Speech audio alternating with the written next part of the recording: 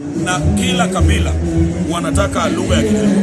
Hata wewe pia unatamani lugha ya Kijaluo. Kila mtu anatamani lugha ya Kijaluo. Hata mizungu, unaona mizungu akifika hapa Kenya, anauliza Kijaluo. Okai na koko. Kabuono wa miel kanyi, abia miele matin, akono namwambia mzungu leo tukaegeza. Abia obira abia miele anbe da yong denda, abia amor matin, amor. Mzungu wacha anaongea Kijaluo. Sasa hii industry nimekuwa nikikuona ukiwa MC unashika pale wewe chalo loea.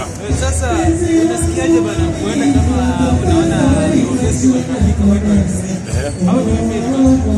Au mimi unajua Luo Festival ni sherehe kubwa kabisa. Ndio hapa Kenya.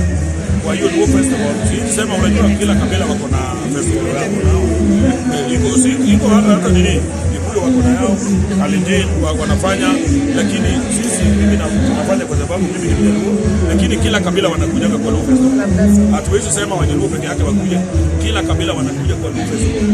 Lakini mimi niko na furaha kabisa kwa Luo Festival kwa sababu unajua hapo watu wanakuja hapo, watu wengi kutoka nje ya Kenya, watu wengine. Sasa hivi ukienda France hakuna ndege ya kuja Kenya, ndege yote imejaa, watu wanakuja Luo Festival.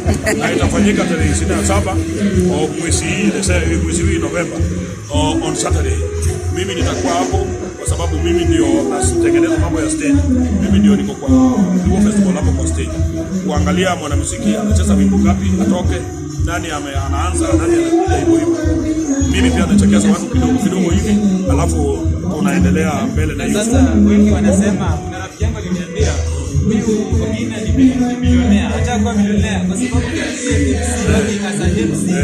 Alafu kienda Haramogi huko kila mahali hata zaidi kwa hapa Egesa. Nikitoka hapa naenda Haramogi saa 6, naenda kwa programu yetu ya Haramogi walawa hapa kuna kunenda ukachwani na kunyaka ile Saturday. Sana hakuna haja niseme mambo mengi au nini, mimi ni milionea. Watu ndio wanasema. Mimi sitaki kusema mambo yangu vile niko na pesa. Ndio ukienda kwa wale bangi niko na pesa. Ukienda kwa KCB niko na pesa.